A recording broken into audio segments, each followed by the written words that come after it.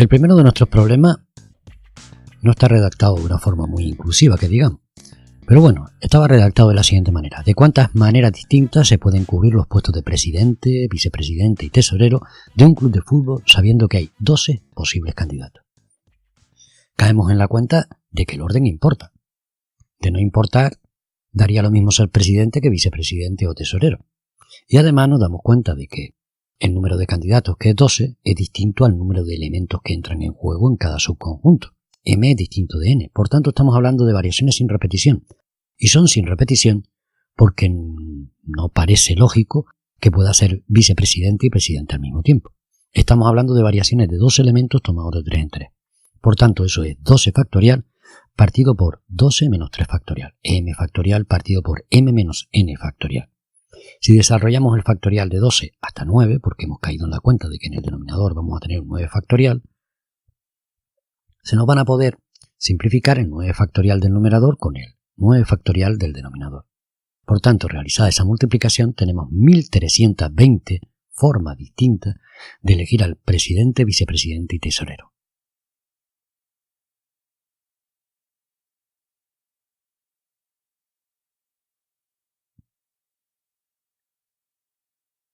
En nuestro siguiente problema, que también es de combinatoria, nos dice de cuántas formas pueden mezclarse los 7 colores del arco iris tomándolos de 3 en 3. Puedo mezclar los colores sin que el orden importe. Desde el momento en que el orden no importa, ya estamos hablando de combinaciones. Y además son combinaciones sin repetición, porque no tiene sentido mezclar el rojo con el rojo o el azul con el azul. Luego son combinaciones sin repetición, combinaciones ordinarias. Y son combinaciones de 7 elementos tomados de 3 en 3.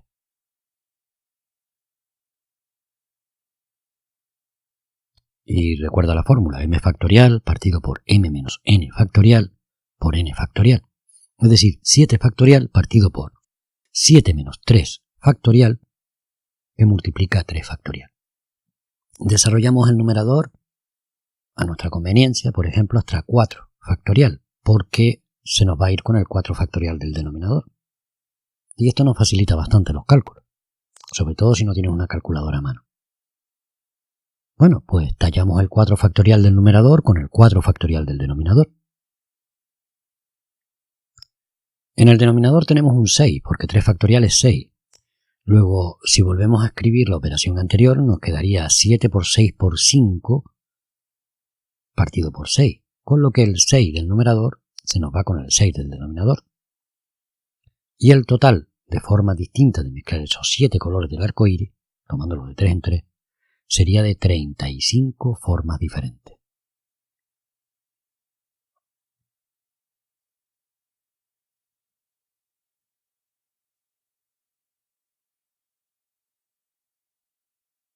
En el siguiente ejercicio sí que vamos a entrar directamente en probabilidad propiamente dicha. Nos habla de que un juego consiste en lanzar 3 monedas al aire y que si salen 3 caras o 3 cruces, el jugador gana 7 puntos y en caso contrario, pierde. Aquí lo ideal es dibujar un árbol. Y si dibujamos un árbol, las posibilidades en las sucesivas monedas va a ser la siguiente. En el primer caso pueden salir cara o cruz, en el segundo, para cada uno de los casos, saldrá o cara o cruz y así hasta el tercer caso. En total, si contamos las ramas finales, tenemos 8 casos. Y de los 8 casos, solo hay 2 que nos favorecen, que nos hacen ganadores o ganadoras. Por tanto, tenemos 8 casos posibles, frente a 2 casos que no son favorables para ganar. Luego la probabilidad de ganar sería de 2 frente a 8, es decir, 2 octavos, o lo que es lo mismo simplificando, un cuarto, o expresado de otra manera, el 25% de probabilidades de ganar. En el caso B nos preguntan, ¿cuál es la probabilidad de perder las 2 primeras tiradas y ganar la tercera? Bueno, el caso contrario a ganar es perder. Si antes teníamos 2 octavos, nos faltan 6 octavos para completar y llegar a 1. Por tanto, perder en la primera, la probabilidad es de 6 octavos. De perder en la segunda también será de 6 octavos, porque los sucesos son claramente independientes. Y de ganar en la última, en la tercera tirada, sería de 2 frente a 8. Ya lo calculamos en el apartado A. Como son sucesos independientes, la probabilidad de que se den esos tres casos, uno detrás de otro, va a ser de 6 octavos por 6 octavos por 2 octavos, el producto de todas las probabilidades obtenidas. Eso, en definitiva, si simplificamos, nos va a dar lo mismo que 9 partido de 24, o aproximadamente un 14% de probabilidades de que suceda eso, de que suceda que pierdes en las dos primeras tiradas y ganas en la última. El siguiente caso se trata de completar una tabla y luego ir calculando cada uno de los apartados que nos muestran. Nos hablan de que en esa tabla están reflejados los alumnos de primero y de segundo bachillerato distribuidos, por tanto, por curso, pero también por sexo. Hay una columna para los chicos, una columna para las chicas y una columna para el total. Bueno, pues para calcular la diferencia entre 130 y 60 nos darían las chicas, que son 70. 70 más 65 darían 135, tenemos el total de chicas. Luego nos quedaría jugando con la última columna, si a 245 le restamos 130, obtenemos que hay 115 alumnos y alumnas de segundo de bachillerato. Y la última bien fácil, si a 110 le restamos 60, nos dan 50 chicos que pertenecen a segundo de bachillerato. La probabilidad de que sea chica del apartado A sería de 135 chicas totales que tenemos frente a 245. Estamos hablando de elegir una persona al azar. La probabilidad de que sea de primero, me fijo en la fila de primero, busco el total que son 130 y serían por tanto 130 dividido entre 245. La verdad es que es muy fácil trabajar cuando nos dan una tabla y lo único que tenemos que hacer es completarla e ir contestando las preguntas observando los datos que tenemos.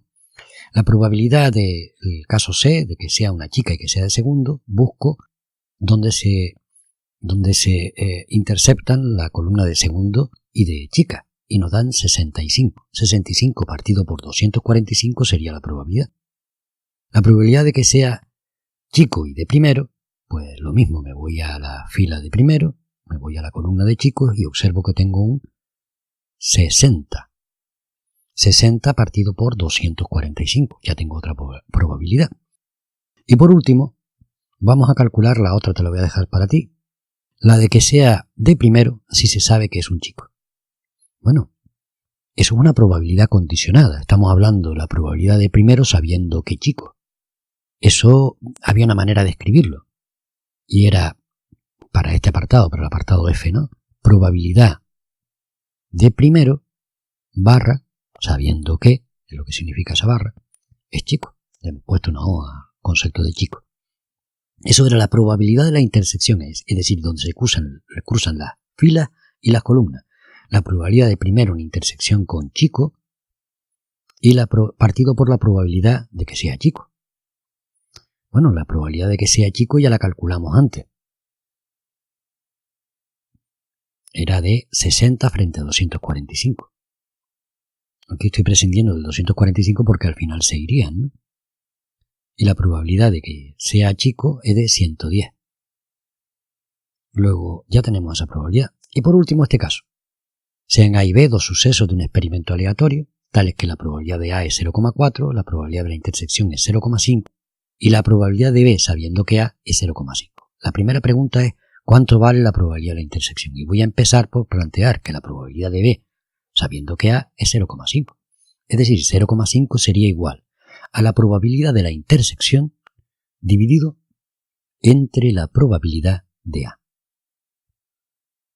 Bueno, lo único que no tenemos aquí es la probabilidad de la intersección, porque la probabilidad de A me la daba el problema. El problema decía que la probabilidad de A era 0,4. Si ese 0,4 lo paso al primer miembro multiplicando, ya tendré la probabilidad de la intersección, que es la primera pregunta que me hacen. Luego la probabilidad de la intersección tendría que ser 0,5 por 0,4. O 0,4 por 0,5. El orden de los factores no altera el producto y eso nos da 0,2, 0,20, es decir, el 20%. Ya tenemos la probabilidad de la intersección. Ahora nos piden calcular la probabilidad de B, pero claro, es que tenemos la probabilidad de la unión. La probabilidad de la unión era 0,5. Y eso, ese 0,5, tendría que ser igual a la probabilidad de A más la probabilidad de B más la probabilidad de menos la probabilidad de la intersección, y lo tengo todo.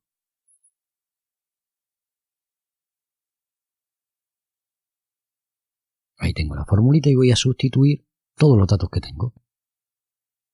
Es decir, 0,5 sería igual a 0,4 más la probabilidad de B, que no la conozco, menos la probabilidad de la intersección, que fue justo lo que calculé al principio, ese menos 0,2.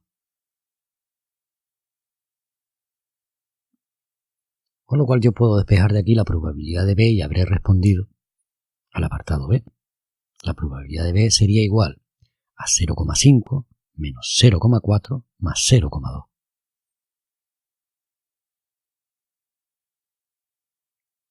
Hago los cálculos pertinentes y me da que la probabilidad de B es 0,3. Y la última es, como tengo todos los datos, bastante fácil de responder. Es una probabilidad condicionada, la probabilidad de A sabiendo que ha sucedido B. Y eso era igual a la probabilidad de la intersección, que ya la he calculado, que me daba 0,2, dividido entre la probabilidad de B, que es justo lo que acabo de calcular.